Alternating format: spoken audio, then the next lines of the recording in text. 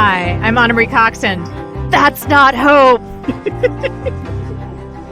Welcome to Space the Nation, our live edition. We are recording at Cosmic Coffee, just inside of Austin or outside of Austin? We are inside Austin. We are inside Austin. We are squarely in Travis County. We are just off South Congress, and we have a tiny desk. Everyone in the tiny desk applaud. Yay! We were thinking of individually introducing people, but that would be kind of a hassle. Yeah. But we say thanks to everyone who's here. And we are doing this live here together because Dan has been in Austin. He's now shaking his... Trying to make the jingle for my Platinum Pass from South by Southwest. Yes, that is Anna, Dan's... have I told you that I've been to South by Southwest? I'm sorry. It's Dan's new Antarctica. This is a special episode, but we're not doing it just for patrons because you didn't have to be a patron to come. Mm-hmm. And we're... Basically, anyone could walk by, so why restrict this to patrons? Yes. And also, in case you're hearing this, there's background music, and there might be a dog barking, frankly, while we do this. So this is probably not going to be edited all that much. So who knows what's going to happen? A sandworm could come up and devour us all. I mean, it's just I could drink some water of life. Oh, God. And know all things. I mean, I already know a lot. Yes. But I could know all I could things. use the weirding voice. Subscribe to the podcast. There you go. Because this goes out to everyone, we might as well tell people. You can subscribe to our podcast. Go to patreon.com/spacethenation. Yep. There may be ads on this. Probably heard some ads at the beginning if you weren't a patron, and certainly one way to avoid that is to actually subscribe. Also, if you do that, you get early access to podcasts, you get access to our monthly AUAs, you get access to our awesome Discord channel, which is filled with many wonderful people, including some who are sitting around here. Yeah. It's a great conversation space. Not just about science fiction. No, There's about a whole bunch of stuff. There's a German channel. There's a tech support channel, I believe. There is. It's mainly for tech support regarding the podcast. Yes. But I guess you could just ask general tech support questions there as well, which I do like the idea of. But yeah, so for as little as $5 a month, there might be merch in the future. Not someday. We'll That's see a critique of capitalism. Yeah. So, Dan, let's move on. We have something of a script. Yes. So, Anna, why are we doing this? Because it's Dune. Yes. So we are doing, because I don't think we said it yet, Dune Part 2. Or as Anna and I have taken to calling it, because of director Denis Villeneuve, Dune 2. It's also just fun to say. Yes, Dune 2. Dune 2. And we are sorry to interrupt our AIs of March. Yes. There is no artificial intelligence that identifies as a woman in this movie, although there are some interesting roles for women. Yeah, there's an interesting conversation to be had about those lady roles as well. Yes, and also an unusual way in which we did this is that we saw this movie together. Yes, we did. Yesterday we went, we saw it. We tried to get the popcorn bucket with the sandworm. The fuckable popcorn bucket. Yes, we were going to do some... I'm not going to say what we were going to do to it. This is a family podcast. But, damn it, they wouldn't give it to us. And They said they sold out before the movie even started showing. Which I'm not stunned by, given how everyone was talking about the popcorn. That's right. And I will repeat again, they should have done a Gomme Jabbar popcorn bucket. That's true. Or the helmet that we saw at one point in the middle of the movie, which was also pretty cool. Oh, yeah. Yeah, that was a funky. I was going to say also about our movie experience, we saw it in IMAX. Yes. And I recommend that people see it in IMAX. Yes. It's gorgeous. It was shot for IMAX. And it is a really immersive experience. And we're going to talk, obviously, more about the movie. But if you are concerned about going to see a very long movie that is almost 3 hours long, it won't feel like 3 hours. Yeah, this, as I think Anna said before we started recording, this movie sort of feels a little bit like Avengers Endgame in the same way, in that they're both very long films that do not feel long in any way whatsoever. And in fact, this one, the plot is actually very simple. Yeah. Which is surprising for a movie that's 2 hours and 45 minutes long. The other thing we got to experience with each other, by the way, was our movie-going habits, which was important. You got pretzels. I got soft pretzels. I'm sorry, that is my go-to snack at this point. At least it wasn't nachos. Nachos. No, not. You're not a madman. I'm not insane. And what? Not Fay with Ralph. I don't know. What did you notice about my? Do I have odd movie-going habits? No. Okay. You got popcorn. Popcorn was an essential for you. Yes. And you also the other thing is we both, given how long the movie was, made sure that our bladders were empty before we started. That is true. That is true. Yes. And do we want to talk our previous experience with this movie? Yeah. So our previous experience with this film is this is our 4th Dune podcast. So we have done a podcast about Dune the novel by Frank Herbert. We did an episode about the David Lynch version of Dune, and we did Denis Villeneuve's Dune 1. Yes. Dune Part 1. When it came out 3 years ago. All excellent episodes of the podcast, Yeah. and we enjoyed all of those things. We did.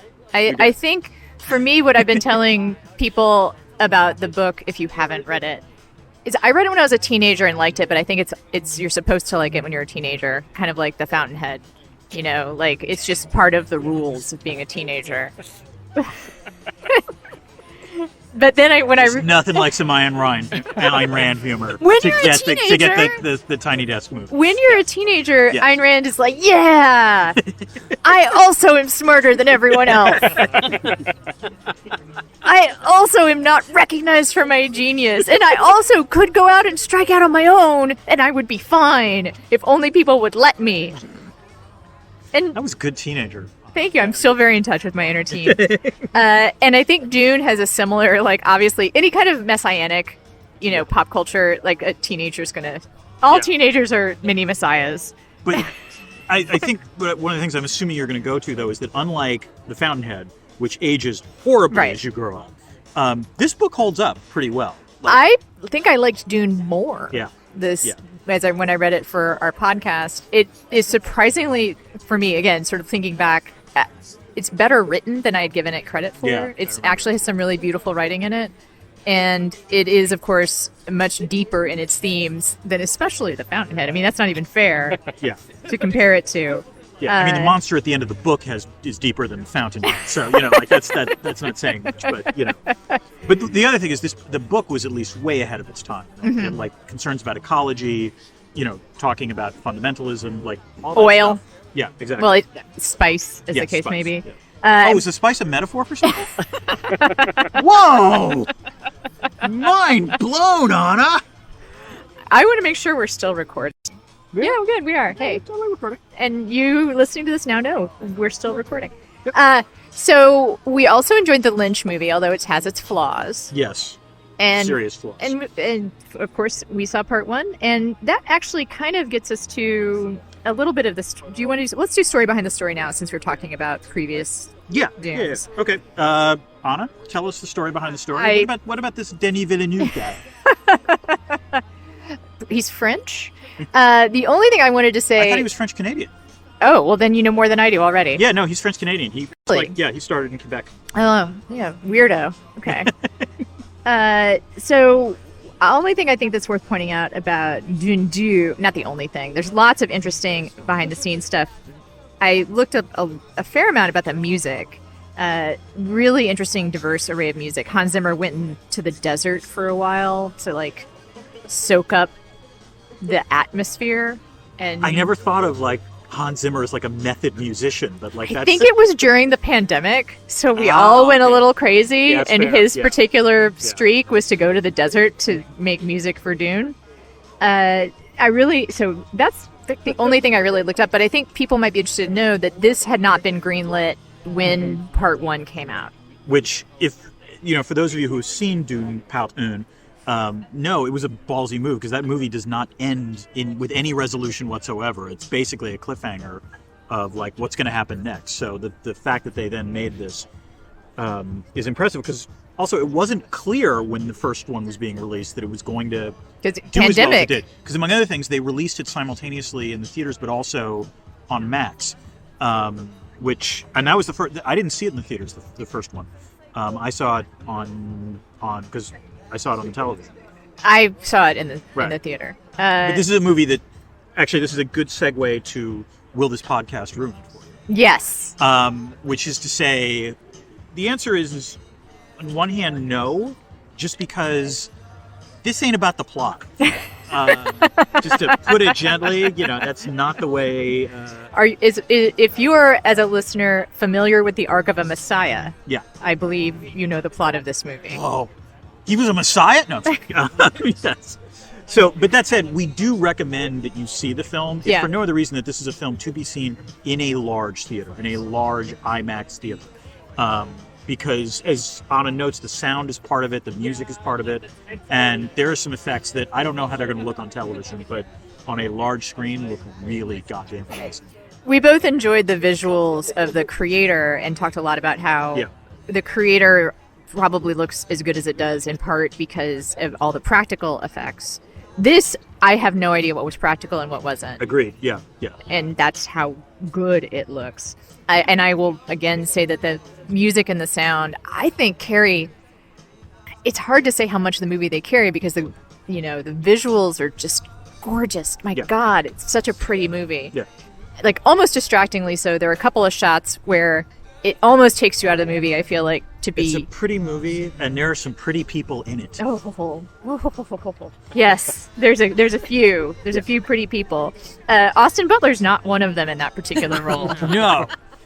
He did his damnedest to not seem attractive, and yet my understanding is there are some folks who like him in this role. I think certain flavors of attraction.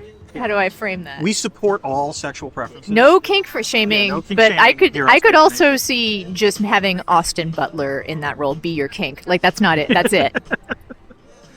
You're like straight vanilla in every other way, but if you were to run into Austin Butler made up to look like Van Routhen, you will get your freak on.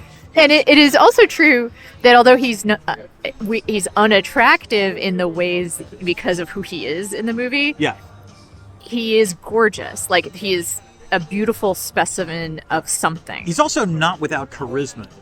Like he's incredible. Like again, he's evil, but like he's definitely charismatic. So all right, we should go to Chekhov's What's It. Yes. And this is the thing that happens in the first act of the movie that reoccurs or comes back for a reason of some kind in the third. And what is your Chekhov's? For me, it is Chekhov's Florence Pugh. Which is she plays Princess Irulan and Irulan. Does a tiny desk have a pronunciation for us? Irulan. Thank you for the ruling. Yeah. Princess Irulan, and it's funny. I mean, she's a great actress, obviously, and it's not that she's bad in this. She's not. She's perfectly great. Fine in it. But she's not perfectly great. Perfectly great. But it's not a huge role. She like appears in the very beginning, and then is maybe like 10, 15 minutes of screen time tops. So, and then she, obviously appears at the end. So, yeah. What do you got? I have Chekhov's Messiah. It's a bit of a Messiah metaphor, the whole thing. All right. I also wanted to add in Story Behind the Story is Part 3 has not yet been greenlit, which is surprising. I'm sure it will be. Maybe we should talk about this a little bit more at the end, but this movie departs from the book in more substantial ways than the first one did. Yes, that's absolutely correct. And I think if people around the table have read, the big question is, do you have the kid that turns into a worm in Part 3? It's a very... I was trying to explain to Dan what that is as a plot point and how it happens, and it's... And Dan is not crazy about it. I don't want to see it. Yeah. I don't want to see it. Because I have no doubt if Villeneuve did it, it would work. He would make it pop in some way. But I just don't like the whole. No. It's very disturbing, and I could do without it. I was a little happy to not see a strange, all-knowing little girl. Yes. Is it Alia or Alia? Alia of the Knife. Yeah. All right. So Dan, I think this gets us to the plot, such as it is. Okay. Now, bear in mind, listeners, I'm doing this without, the full script. But, for a movie with a 165-minute running time, Dune 2 has a remarkably straightforward plot. So, we pick up almost immediately after the end of Dune 1. Paul Atreides and very pregnant, or not just pregnant, actually, Lady Jessica, are with the Fremen. The Harkonnen are running Arrakis again. Gurney Halleck has become a spice smuggler. And Princess Irulan is writing diary entries. I'm not gonna lie, I kept expecting the Sex and the City music to be playing when she was doing diary entries. Our Messiah is born. Or are they made? What I thought you were going to say is that I thought she might turn out that she was doing futuristic typing. Oh, that's true. There was very little. There was no futuristic. No, typing it's in just it's a voice memo. Yeah. But in some ways, that fits with your hostility to typing. So this is good. Yeah. Okay. Anyway, Paul and Lady J become part of Stilgar's Fremen siege. For Paul, this means learning the Fremen language, becoming a Fedaykin fighter, and getting to know Chani a whole lot better. For Lady J, it means much more. Having to drink the horribly misnamed water of life and become the Fremen's Reverend Mother. This is complicated because she was pregnant. In drinking the water of life, it, let's say, leads to some remarkably precocious behavior by her. A precocious embryo. Yes, exactly. Now, I don't believe that life begins at conception. But legally speaking. However, in Aaliyah's case, definitely, well, because the water of life, for those who for some reason don't know, is a way of transmitting or awakening the entire genetic history of the people. Yes. And so both Lady J and Aaliyah have been gifted or cursed with the entire knowledge of every woman that has ever taken the water Reverend of life. Mother. Yes, and we are told very early on that men can't handle it. Right. In fact, all men die except the Kwisatz Haderach would be the case. Okay. So Paul's actions, including an epic sandworm ride, which is pretty great. It is. I think it's the best single sequence. Well, there's others, but that one. That one could have just completely fallen flat, and it was actually there was serious power to it. I was impressed with it. I read that Villeneuve based it on surfing movies. That seems appropriate. And it carries that energy. I can't believe how even of course he's gonna fucking get on it because it's a Messiah movie and the plot has to go so that he's gonna successfully ride the sandworm. But it was still thrilling. Anyway, these actions, including that sandworm ride, convinced Stilgar and even some of the northern Fremen tribes that he might very well be the Neo. Yeah, exactly. Paul himself, it might be said, is a touch more ambivalent about this. Meanwhile, the Fremen attacks are taking their toll on the Harkonnen. The Beast Raban is handling it, the way beasts tend to. And the Bene Gesserit are hedging their bets, and while not only sending the word that Paul might be the one, also investing in Baron Harkonnen's nephew, Fade Ralph. Anna, let's talk about the performances, which were really good. Mm-hmm. I think the one that actually impressed me the most, because I haven't always been her biggest fan, was Rebecca Ferguson. Yeah, no, she's been perfectly fine in other stuff we've seen. She's great in Silo. But there's something up in that silo. There's something going on. There's something amiss in the silo. There's something amiss in the silo. There's something amiss in the sitch. Yeah, that too.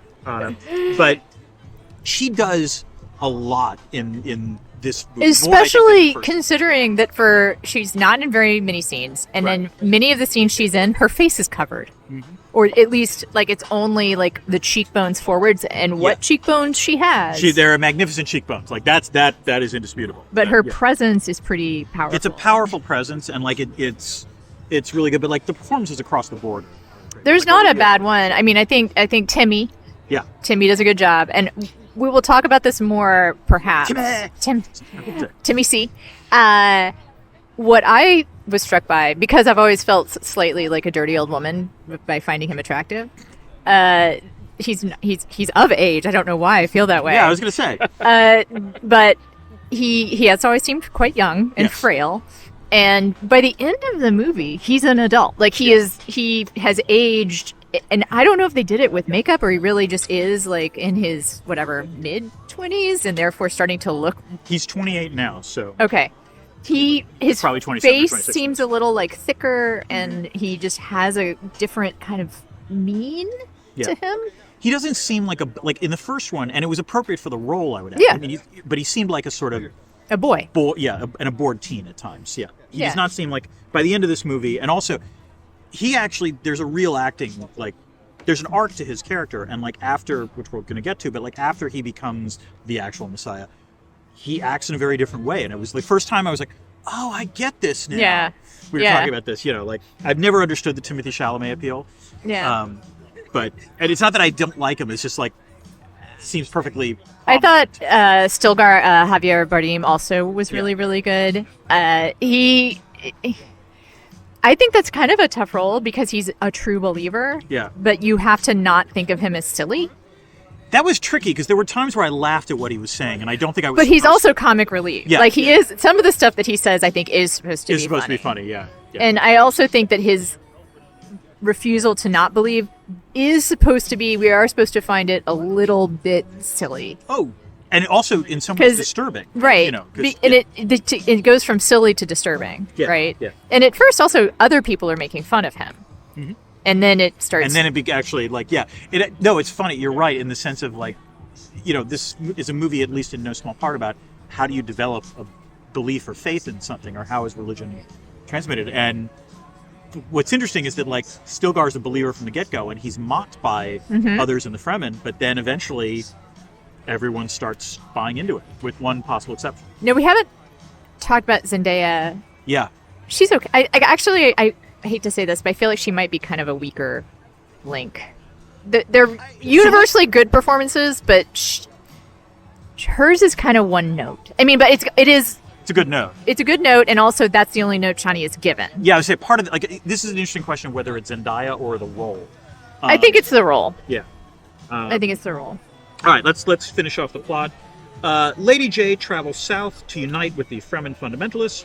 Paul takes on Fremen names like Usul and Muad'Dib and reunites with Gurney Halleck and the Atreides Atomics, which are not a band, but actual nuclear weapons. Just pointing out, Atreides Atomics, not a bad band name. Well, Gurney Halleck and the Atreides Atomics Gurney Halleck and the Atreides would Atomics even better. You're right. I'm so sorry. That's much better. Paul then decides to go south as well. I want to start a band now. Yes. Paul goes south and drinks also from the water of life, is put into a coma, and only Chani's tears mixed with the water of life, save him from, permanent coma. Paul's mind expands from the experience, it is safe to say, and he sort of goes full Messiah at this point. And again, this was the sort of moment where I was like, oh, Chalamet, this is acting. Like, this is different from what he was before. Fully embraces his role as leader of the Fremen, decides to launch an attack on Arrakeen. Meanwhile, the Emperor and Irulan come down, to take stock of what is going on and ideally pick Fade Routh as their sort of champion. Paul launches a 3-pronged attack, I believe, on Arrakeen that is remarkably successful. Although, Anna, this is where I do have a question. The atomics were never used, were they? Yeah, they were. That is what they're blown into the side of the mountain. Okay. I believe in the book they hit the shield with the atomics, and it causes like a even worse explosion because the shield and the atomics. Do you have any tiny desk? Any interpretation from the tiny desk crowd? Yeah, in the book, right? The battle is much more extensive. Yeah, right. They use it. And they use the atomics here, but I think the atomics in the movie are shot into the mountains, and that's how they get all those rocks. Right, that then winds up destroying the impact the shield. That's and right. but what we all really love is the sandworms. Like, yes, the other thing is and attacking. You get like 3 sandworms that It's a great shot. Oh my god, it's so good. It's a great shot. Anyway, things finally come to a head. In a spaceport where Paul is dared to fight Fade Routh. And essentially, it's winner takes all. Paul challenges the Emperor because over the death of his father, and asks the Emperor to choose a champion. Right, and the Emperor chooses Fade Routh. What then follows is another exciting fight, and we should talk about this a little bit because what was impressive about this is not like we talked about like different kinds of fights. There's the Marvel fights, which are almost like musical comedy in the sense of like they're like Well, they're comic book fights in that sometimes they literally like go, their arm will freeze and does pow, punch, zap. Yes, exactly. And then on the other hand, there's like the really brutal, like realistic fighting that happens in more grounded films. I would say this one is sort of in between, but like the really interesting choice, which you pointed out, is I've got to think that 90 to 95% of the shots are just Austin Butler and Timothée Chalamet fighting. Like, there is not a lot of sort of special effects going on in that. It doesn't feel that way. I mean, I'd be interested to know. And the other thing about it is that it's the contrast between, so there's your super choreographed comic book fighting, there's your Jackie Chan, this is really more of almost like a comedy. Yeah. And then this is artful, but it feels real and not ultra violent. It's not just a lot of like smashing on each other. Right. And part of it is because these two, we and one of the things the film does very well is make it clear these are two relatively skilled fighters. You would expect them to be good, but also like there's real stakes and violence here. Yeah. What I think is really incredibly daring as a filmmaker is to make it it is not flashy. It is just two people fighting. I almost expected like big swells of music or like some magic or something, and it's just a really tense fight. That's the thing. Like in the end, really, what it is like there's not a lot of other shots. It's literally just like single takes. There's not a lot of rapid fire cuts. There is no music, as you said. I don't remember there being much in the way of music. It's just the drama comes from Butler and Chalamet having put in the work and actually making it look like a. There is one extraneous barrel roll jump from Chalamet, which I almost feel like maybe that was in his contract. Like, like in the Fast and Furious movies, like they only can get beat. None of them can get beat. That's why there's always ties. So. Anyway, shockingly, Paul wins. It's a near-run thing, but Paul does win, which means he then sets up an arrangement where he marries Princess Irulan, is supposed to become the new emperor. And then things take a departure from the book. So let's talk about this ending, Anna, because in the movie, he takes Irulan as his bride, but the Baron Harkonnen, who is killed, has called all the houses to like potentially stop it. They alert the houses what is about to happen, the sort of deal in terms of the marriage. The houses say, no, we ain't going for that. And the movie literally ends with all the Fremen boarding the Emperor's spaceships, and it's going to be space. Which I had questions already. Yeah. Like, when they're boarding the spaceships, like, they've never been in space before. Like, who's flying? Yeah, do you really need the Fremen? Like, yeah. It's are they doing hand-to-hand combat? Like, are they going to board the other spaceships? These aren't belters. No.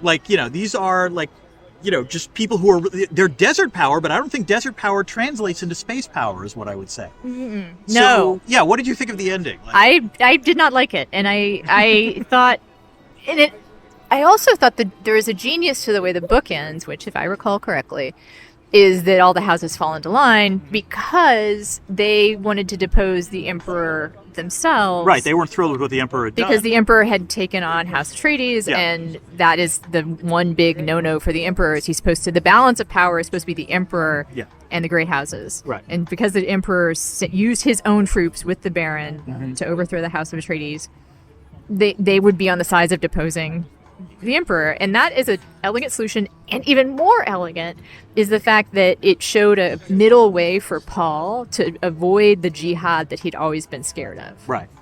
And that was like the great trick of that ending, was that in a way it fits in with the themes of the book, right? No, not in a way. It does fit in with the themes of the book, which is how fated is fate. Right. And it shows this one way through through the poles that he had been presented. And it's like it Villeneuve lets Paul have extreme ambivalence about what his fate is supposed to be, and like legitimate concerns that he doesn't want billions dead. And then he drinks the water of life, and nope, he's fine with the billions dead apparently. Like, he's all gung-ho on being space emperor. Oh, and the other thing that's different, of course, is that in the book, Shawnee is his concubine, I think, and in this one, Shawnee ain't going for that. No, that was good. I prefer that. Yeah. I prefer her riding away to wherever it was. Yeah. The other difference that you and I discussed before we started taping was in the book, there is much more build-up and talk of how they are going to reform Arrakis. Right. That they are going Leet Kynes, the Leah Kynes, the ecologist, the keeper of the change or the arbiter of the change. had a plan, or his father had created a plan where they would start with grass on the dunes, and then they would, gradually put bigger and bigger plants in, and eventually reframe the desert. And I thought maybe we'd get a hint of this, because I think it makes the Fremen's belief in the future more grounded, right, as it were. And we get a sense of that, like when we see the water of the dead, for lack of a better way of putting it. Like we realize that the Fremen are sitting on more resources than the Harkonnen knew. But it makes it seem like an act of faith. It makes it seem like, especially, I mean, I liked the idea that all of that water was from their dead. I think in the book it's just collected water, and we see more of them collecting water also in the book. Well, it would be safe to say that I think Villeneuve is interested in like fundamentalism. Maybe. I'm going to go out on a limb and say that might have been one of the things that he was interested in. Yes. Well, actually, speaking of things that we're interested in, this is going to be an ad break. Yes. We'll be back right after these ads for, Spice. Gummy Samdorks. Spice.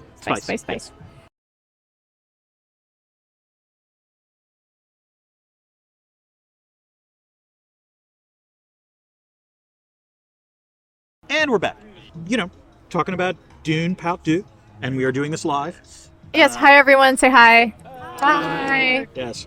I want to thank our Tiny Desk crowd because they've all had to be very quiet while we talk, and I do appreciate that because, I thought you were going to thank them, and because I'm thanking them for being here, even though it's kind of cold. It's a little chilly. We're outside in Austin. It is, I think, 50-something, so, Yeah, although I know at least one of our crowd is here from Minneapolis, and I know that this is... Yeah. Oh, I love that you corrected it. I love that. Yes, St. Paul, and I know it is. How dare you, Anna? I lived in St. Paul, and I would have corrected people as well. Thought you would have. Someone is here from the Twin Cities, where I'm pretty sure it is 30 degrees colder. So it is chilly. We're back to talking about Dune 2, and Dan, actually, I have a question for you. Oh, yes, Anna. What's the question? Is there IR in this movie? Anna, fear is all we have. Well, fear and IR, because there is a fair amount of IR in this film. I actually noticed. There's that much IR. A lot of IR when Anna is saying, I think there's some IR. There might be a little more IR than other stuff. Yeah. Yeah, I mean, this film is really, I think, a lot about what are the... Sorry. Yes, it's a lot about. Yeah, there's a lot going on. Yeah. It's about the sources of charismatic leadership, or about the sources of power in some ways. And in this case, for Paul and for the Fremen, there's two different kinds of sources of power that matter. One is the Fremen's sort of local knowledge and ability to fight in the desert, and the fact they know, the contours of Arrakis far better than the Harkonnen, which gives them an advantage in terms of dealing with an occupying force. But the other thing that is clearly going on is the degree of belief or religious fervor they have. And, this is embodied most in Stilgar, who, again, like, it was weird watching Javier Bardem. He's great in it, but it was like there would be constant cuts to Javier Bardem when Paul would do something, and Stilgar would be, this is a sign that he's the one. And it got to a point where I was like, I kind of wonder, what if Paul did the opposite thing? Stilgar would probably still say he's the one. Well, and that sort of happens, right? And including when he says he's not the one, and Stilgar's like, "Well, only someone who's not the one would say that. Only someone who's the one who would say that they're not the one." Yeah. That is definitely going on. And so, the one thing that I do think Villeneuve does capture from the book, and because this is something that Frank Herbert clearly has shot through the novel as well, is you're not supposed to think that Paul is a good guy by the end of the film. Like, the idea, like, you want the Fremen to, the way both the novel and the films are structured, you want the Fremen to eventually control Arrakis. Yeah. But... because the bad guys are very bad. The bad guy, the Harkonnen, very bad. Emperor, just a nasty person. The Bene Gesserit, also, we got to talk about them. Yeah. But, in the film, Villeneuve is making it very clear of, Paul helped lead the rise, but then this is the interesting question of, in terms of power, once you get what you want, can you stop? And I'm sure that's why he made the choice to deviate from the book and have them go on jihad. Right. Is that for him? That's probably like, and this is how we know that Paul is a bad man. Yeah. Right. Is that he has told them to go out and on this and start this religious war or carry out this religious war. I think that Frank Herbert, had a more subtle understanding of it in a way. Like, I think he is leading us to a place where, okay, Paul has avoided the worst and bloodiest way that you could become emperor. But yes, I mean, we don't know what's going to happen going forward. Like, it's going to be... No, I'm saying that Herbert... Herbert Herbert created a situation in which there's no billions and billions dying. Herbert created a situation in which there was actual politics. There was bargaining. And it led to an outcome that was not catastrophic. Right, and just because someone avoids the Holocaust, does that mean that they're an okay person? Right? And I think Deneuve, like... I'm still voting for Biden.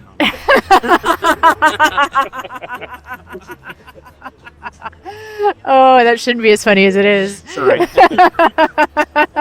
Me too, Dan. Me too. Yeah. That just because Villeneuve is saying, see, this is how bad a person he is. This is going to be genocide. And he's going to dump Zendaya. So, yeah, it's... Right. He's loading the deck a bit, right? Yeah. So I prefer Frank Herbert's ending, although this does give me hope. Again, we're not going to get like the person who turns into a worm in part 3. If he's willing to deviate from that part of the book, maybe we're going to get an even more loose. Do you think he's going to bring back Duncan Idaho? I hope so, because I really like the mannequin Duncan Idaho. I don't like him as a character. He's actually not a good guy. Yeah. But it's an interesting thing to do, especially because Paul becomes more and more devoid of human empathy and emotion as he's emperor. As he becomes the Messiah, Emperor Messiah. Yeah. And it's the Bene Gesserit and the Spice Guild and another... There's the Chome. The Chome. And the Lancerat, yes. Oh, I forgot about the Lancerat. That conspire to bring on this like fake Duncan Idaho. Oh, I see. And it messes with Paul's mind. Like, he can't not have a connection to the guy, even though he's not actually Duncan Idaho. No. And we spoke about this when we were just chatting about it, that bringing back Jason Momoa for this role would be really interesting. I'm not sure Jason Momoa has this subtlety for it. I would like to see him try. Yeah. No, like, again, this is where... And I mean that sincerely. No, there's been a lot of... reading a lot of the reviews of this movie, there were a lot of people who were like, yeah, it's technically great, but does Villeneuve have a vision or whatever? The one thing I think that we're learning about Denis Villeneuve, though, he gets great performances out of actors. I mean, really great performances. And I'm not saying these weren't bad actors elsewhere, but, like, on all the films I've seen that he's made, like, he's gotten different registers from people. I mean, Momoa was great as Duncan Idaho in the first film, and like in a way that I didn't think of him. Like I thought of him as a goofy action star, but like this was a different performance. And I thought Dave Bautista was really good. Yeah, he was great. Yeah, and of course Josh Brolin.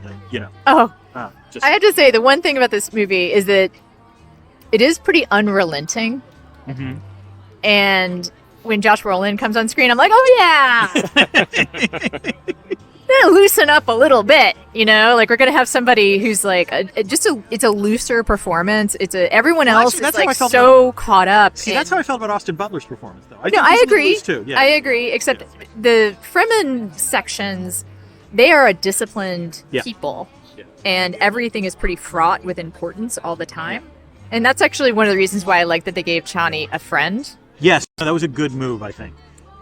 Because it lightens up her role a little bit. She's not always right. Also, it gave her someone to bounce off of beyond just Paul, and I think it was it was a nice device. I am not sure if this passes the Bechdel test. This movie passes the Bechdel test, I have to say. It does. Okay. It does. I think when Irulan and the Reverend Mother talk, because they're not talking about a bull, they're talking about power. Okay. So it does pass the Bechdel test. The one last thing I want to talk about in terms of IR, though, is the Bene Gesserit, which is, holy Christ, sorry. They're like, the one advantage they have over every other actor in this universal politics is patience. Because generational patience. generational patience. And this is the one thing I don't know if Villeneuve could have done this visually, but like one of the things that we know is that the Bene Gesserit have like been spreading the word among the Fremen that Paul is the one. And like we don't see that though. Well, I would have liked. They're to not known how currently spreading it. Okay, but I they don't were think. before. Yeah. Well, not Paul. They were seeding the whole myth. Right, That's what they exactly. do. Yeah. But that's what they've done for centuries. Yeah. Every world they've given this story that plugs in with the Bene Gesserit, like Yeah.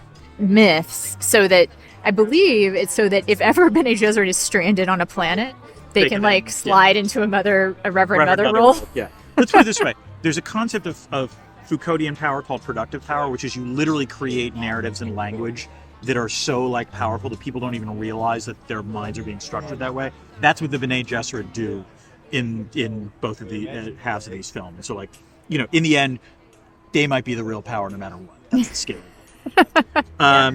Okay, Anna, I do have a question for you. Oh, what is it, Dan? Is there a critique of capitalism in this film? Dan. Yeah. Capitalism needs to start with the weaker ones. The vulnerable ones. The ones who fear us.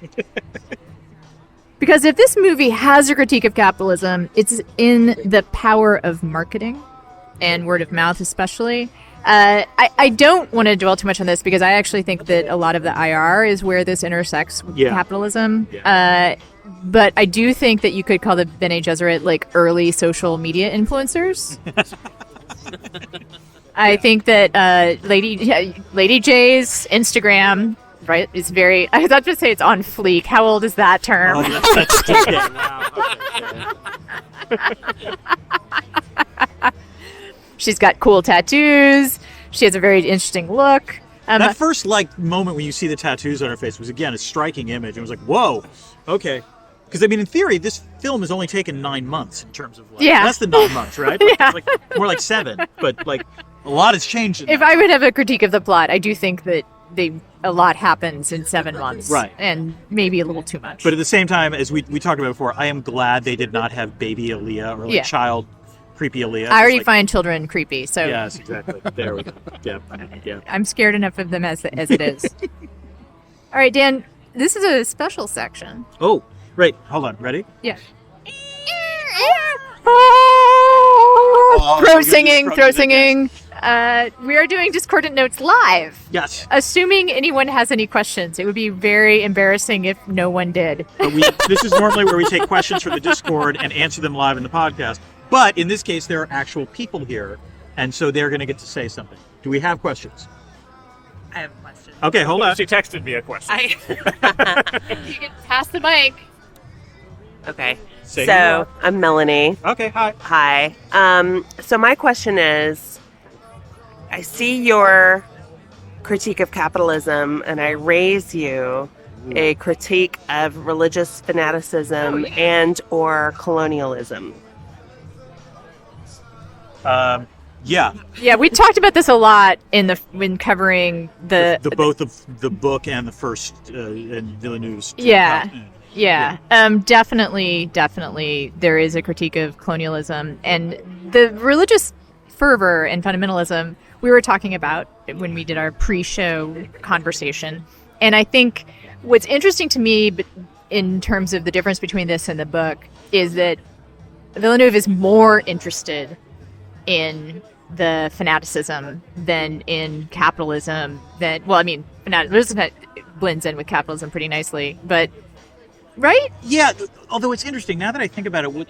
The way that's absolutely correct. I think he's more interested thematically in fundamentalism. But what's interesting to me is that visually, the imperialism is what comes out because all the scenes where the Fremen like kill the Harkonnen, or attack the spice. Thing, those are some of the most interesting shots. Like see the images of the Fremen rising up from the sand and killing the Harkonnen forces.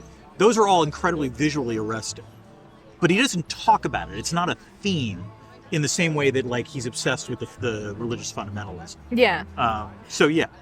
what I think is interesting is that I almost leaned over to you to say something when they were showing the Harkonnen home planet, which is Like black and white. Or but it was almost shot in black and white. Yeah. But did Leni Riefenstahl know that she violated her copyright? Like I felt like there's a couple of shots. She was fine with it because they were all white. Right. Basically. There's a couple of shots where it looks like it was literally transferred from Trying for the Will. Yeah. Like the way that they're set up. I also wanted to ask you, I guess this could have been in debris field, but so all the people on that planet are bald? Like I assume they were every all like, they have single no hair. That was my takeaway from this. Like they're all like, like cats. Yeah. Like hairless cats. They all just have is it alopecia? Or it's something. It's a genetic They thing. should have called it Planet Alopecia. That would have been awesome. That would have been funny too. Yeah. I think also we would be remiss to not mention that Villeneuve probably considers the religious fanaticism and conservative fanaticism to be like he's the same. No, there's not the same, but he is interested in both of those things. Right. Like, no, there's a version of this where the story of the Fremen is not about religious fundamentalism; it's about MAGA. Yeah. Well, which in its way is a kind of religious fundamentalism. Or he's what you could put this all under is extremism. Yes. The other thing, I was like, finally, we have a film version of In Living Color's Cult of Personality. That's the way to think about it. Does anyone else have any questions? Questions. The other Melanie. So yes, I am the other Melanie at the table. Melanie Pardieu. Pardieu, that's correct. Yes, that's me. My question was actually about the ecology portion because, like, I was asking the question because I haven't read the books yet, but like, if the whole idea of becoming the Messiah was to help create the Dune of old, like, at what point would that ever actually happen with what's happening, like the way the movie ends? So, it is a valid question Yes. to ask. Yes.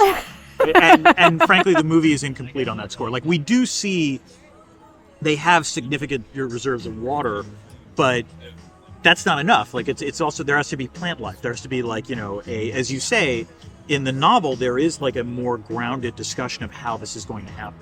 I wish they had done that. I think it could have been interesting visual. I would have loved to have seen Villeneuve's like images of those little tiny plants in the desert. Like, I thought we were going to get that when we went to this southern hemisphere and the sand looked different. Yeah. And I thought, that's going to be the dune grasses growing.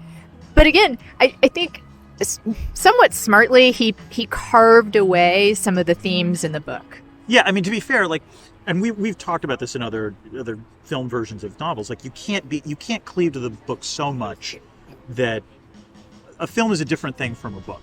Yeah. But that said, like this was something that he got rid of, and I don't think there's necessarily a problem with that. Yeah. Unless you cared most about the ecology. I do have to say, I kept thinking the baller move would have been for Villeneuve to actually do the Lynch ending and have rain come down. That would have just been like.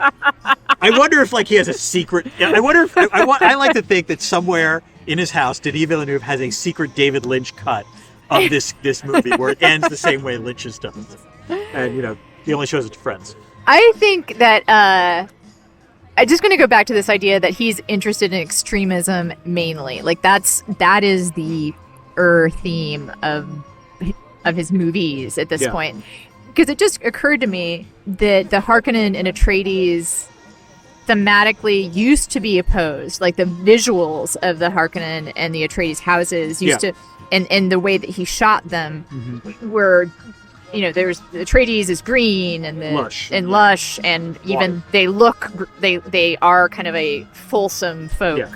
And now they are shot in similar ways. They have a similar aesthetic. Oh, that's interesting. Yeah. They're both fanatics. They're two fanatical extremist houses.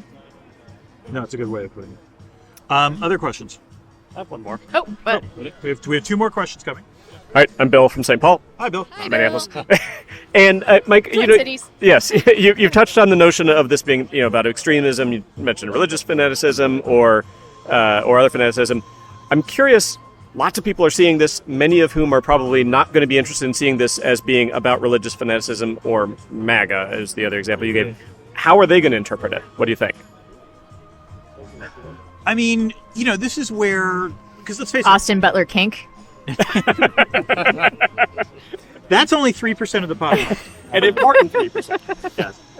I mean, look, I think in some ways this speaks well to both Herbert's novel and you can argue this movie in that, there's a natural tendency when you're watching things like this to root for the underdog. And the Fremen are the underdog in this. So that's part of this is a story about, how an underdog, how a rebel group can, overcome, an empire. God knows we've never seen that in sci-fi before. So, but I would say that those people, if they don't realize that this is about a fanaticism, they're either willfully ignoring the theme because it's pretty damn obvious. I mean, this is not a subtle thing that Villeneuve is doing. Or the thing I really would love to know is what they think about the ending. Like, are they like going out of here going, fuck yeah, man. I hope they actually like take all the houses down. It's going to be epic space battle in Dune Part 12. We do live in America. That's true. Like, that's Yeah. House Atreides World Police. Like, Put it this way, if that's the case, they are going to be, and Dune Part 3 is made, it is going to, there's going to be some cognitive dissonance watching it. all right. Another question? Hi, I'm Todd from Austin, and Hi, Todd. I'm thinking more broadly about Dune's influence. So I think it's pretty clear that Dune has influenced like fiction, Star Wars, right? Jedi or have the Force, and Game of Thrones with this warring of houses. How do you think that IR and the politics of Dune have influenced those themes through pop culture? I would say a couple things on this. The first is the idea of religion being a source of power, the idea of it, like, particularly the power of the underdog. And that, it kind of makes sense in that very often it is those who face the most sort of extreme challenges that have to rely on faith in order to allow them to persist. I think that's one thing. The other thing that I think, and this goes to what Anna said about the novel, which is Herbert is clearly trying to say, look, there is a knife-edge property to this stuff. You want to see Arrakis like develop its own world, but one of the interesting things is that Herbert suggests and this is what actually it's Villeneuve who suggests this, it might be impossible to stop there. It might be that like if you try to ride fundamentalism the way you ride a sandworm, well, that can work. Or How do you get off? How do you get? Yeah, when do you stop the sandworm? Like, how do you break the sandworm? So, there. Yeah, I think one of the graceful things about the book is that the ecology piece is in concert with the politics, in that the ecology has to happen one step at a time until there's a watershed moment, right, as it were, where it suddenly takes off on its own, and then you can no longer control it. Yeah. And then the world happens as it happens. And there's a beauty to that in the natural world. And I think what Herbert is saying and what he shows is that this is parallel in politics, is that you take a step and you take a step and you take a step, and those first 5-10 steps you can have choices about, but then at some point you stop having choices. I think the other thing, though, is I will say that, the things that we like seeing in terms of science fiction and fantasy and so forth, there can be war, but that can't be the only thing that's going on. For there to be actual politics, force has to be an option, but can't be the only thing. And so you want to sort of see, well, what are the, what is effective leadership? And I do think there's an element of that in this, in sort of like how Paul develops, leadership. Partially, it's only through fighting. It's funny, like I don't know if anyone here is watching Shogun, the new Shogun, on Hulu and FX, but I've seen like a couple of articles that have compared it to Game of Thrones in the same sort of sprawling thing. But I actually think the thing that connects the two is, in fact, that it's about an interesting form of politics in which force is there. It's ever present, but it isn't necessarily, there's other things going on. There are norms, there are, alliances and so on and so forth. And so that's the best and most interesting thing. Which is not to say that you can deny that force is going to be there, but that's only one of multiple notes that you can play. I mean, your question was about how Dune influences IR. I think it speaks to Herbert's genius that it's just a reflection. It's a really good reflection of the real world, and that's what he was trying to do. I mean, it's so sad how his novels fall off. I really like. The other nice thing is that it's a novel that is not based on the decline and fall of the Roman Empire. It's not Asimov that way, and so like and as a result, that means it's a different. There are also women with speaking parts. Yes, exactly. Yes. Yeah. So yeah. It's just a much better mind. There's more spice in this novel than there is in some of the other canon. Very nice. Is that it for questions? Almost everyone at the table who's asked a question, so I think we're good. Unless any more. Oh, we have a follow up. Yeah. No. No, good. All right, I got all hopeful. Oh, okay. Melanie too has second question. That's my new name. That's awesome. We could give you if you want to give us your last initial. We could go. Melanie Dew is a good secret agent name. That's all I'm saying. I'm gonna go with that one. Yeah. So my question is actually about the importance of the spice to the empire, and how because of the importance of the spice, there is absolutely no possible way that they could ever actually terraform or create green in Arrakis, because that would get rid of the source of the spice. Mm-hmm. And so it kind of makes me wonder if environmentalism is always fundamentally at odds with IR. The answer I would give here is that actually what it suggests is that environmentalism might be fundamentally at odds with capitalism. Mm-hmm. That's what it is. That's actually, I think that's Frank Herbert's more salient point, is that he definitely sees those things at odds. And if you look at, spice is the corollary for oil. I mean, he's saying that spice is what's ruining. Spice is what ruined Arrakis. And so, fine, get rid of it. It will stop the colonization too. This is tricky because, I'm not trying to say, we should totally colonize Arrakis, but it would be, if you're going to talk about it in terms of the ledger, it would be interesting to see, well, how are other planets benefiting from this? It's not just strictly about Arrakis. So, Yeah, I mean, there would be no space travel in theory. Right. So, I mean, that's not an insignificant problem. Yeah. That's all I'm saying. I guess what Leet Kynes would point out is that if you start stockpiling your spice now, that would be better. Or also give people time to actually develop an alternative to it. That's the other, maybe there could be green Dune tech is all I'm saying. Yeah. We saw a Cybertruck on the way here. And I have now realized that Cybertrucks are the new Hummers. Yeah. In that whenever I see one of them 10 years ago, I would always just laugh. That's what the Harkonnens would drive too. Yeah, they would totally drive Cybertrucks. All right. Wait. It's pieces of that mountain from the nuclear explosion. It's the debris field. This is when we talk about things that we might not have mentioned before. And Anna, do you have much on this? The first thing I have is, look, we're at the movie, because there was that Nicole Kidman little thing where she thanks you for coming to the movie and talks about how great it is to go to movies. And I want to be, look, we're here. You sold us. You don't need to say anything more. Yeah, I was gonna say that was what. Yes. Also, I told you this. Sorry, this is a little nasty of a comment, but Nicole Kidman's yes, and I go to the movies to feel things, so I can move the lower third of my face. Because I go to feel things that aren't in my brow area. I also have just gorgeous. I don't think I can say it. This movie just floored me, and how I could have just looked at it. Beautiful, beautiful stuff. Couple small things you were talking about the various sci-fi elements. There was a shot of the Harkonnen that I was wait, are they Borg? What's going on here? The helmets, there were things they were wearing at one point that looked very Borg-like, and I kind of wondered, had Villeneuve ever seen Star Trek? It was an odd sort of thing. The other one I'm trying to think, should be pointed out, I was right about this because I checked afterwards. Anya Taylor-Joy has a uncredited cameo. She was Alia, in Paul's vision.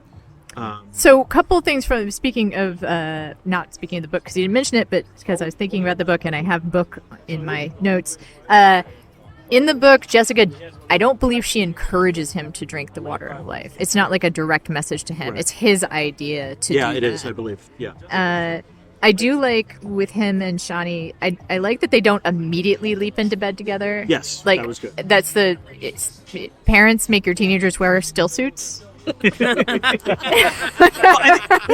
I would say that Zendaya's best acting in this is, in fact, in the beginning of this film, where like she's clearly intrigued by Paul, but she's also like, "Give me a break!" Like, Yeah. what are we talking about here? Yeah. So she has to be won over slowly in some ways, and it's a credible building of the relationship. It is, although it's funny. So they have the kiss, and then they start doing their insurgency. Yeah. And then they go to bed together, and so like it's insurgency as foreplay, like running around. So parents, make your teenagers wear still suits, but don't let them play with guns because then they'll just rip off those still suits. So, I had also there's a few good lines about I can't even remember. It's Faid. Is that Faid? Feyrautha? Feyrautha. Yeah. He's psychotic. That's irrelevant. Yes. But as you pointed out, no, that's relevant. It's extremely relevant. No. Yeah. So like, it's a good line, but no. I mean, if you're gonna have someone be the next emperor, like, it seems important to know whether, like, no, like the B'nai Gesserit at one point says, the Reverend Mother says, he's psychotic, but he can be controlled. I'm like, that's not what psychotic means. Yes. No. Also, this is different in the book, but they give him the Gom Jabbar test, and apparently he passes. Yeah, which makes no sense to me. Because only the Kwisatz Haderach is supposed to be able to pass, right? Yeah. So I think weirdly. Also, like, he's into that. That's the thing. It's like that's the first thing I thought. Well, he passed because like he's like totally. Yeah. More. Exactly. He did get her pregnant afterwards. I did like the sorry for people who haven't seen it. There's a Bene Gesserit, whatever, like lady something Femir? or other. Femir or Fremir. Yeah. Fremir, and she gives him the Gom Jabbar test, but then returns to say, "Oh, we got a little baby Feyrautha." And a daughter, as you requested, because.